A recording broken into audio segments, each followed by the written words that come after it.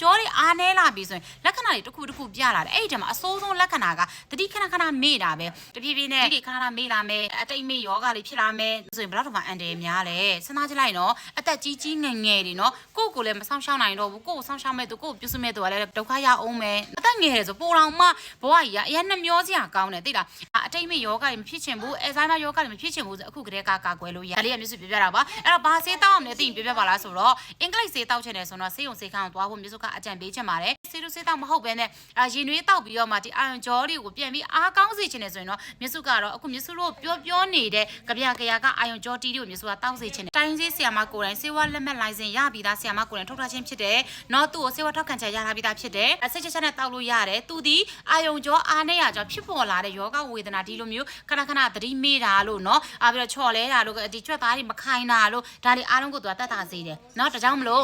အကယ်ကိုကပေါ့နော်အာရုံကြောပြန်ပြီးအားဖြည့်စေချင်တယ်ဆိုဒါလေးကိုဆွဲတောက်ပါလေမျိုးစုကပြောချင်ပါလေတောက်ရတာတဲ့အရန်လွယ်တယ်ထမင်းစားပြီးရင်တွေတောက်တယ်ပဲတောက်ရုံပဲဆိုတော့ပေါ့နော်အဲ့တော့ဒါလေးကိုအကယ်တောက်သုံးချင်တယ်ဆိုရင်တော့မျိုးစုစီမှာမှာလို့ရပါတယ်နော်အရန်ကိုချစ်ပို့ပေးပါတယ်ရှင်အကယ်၍ထိုင်းဘက်ကဆိုရင်တော့ထိုင်းဘက်မှာ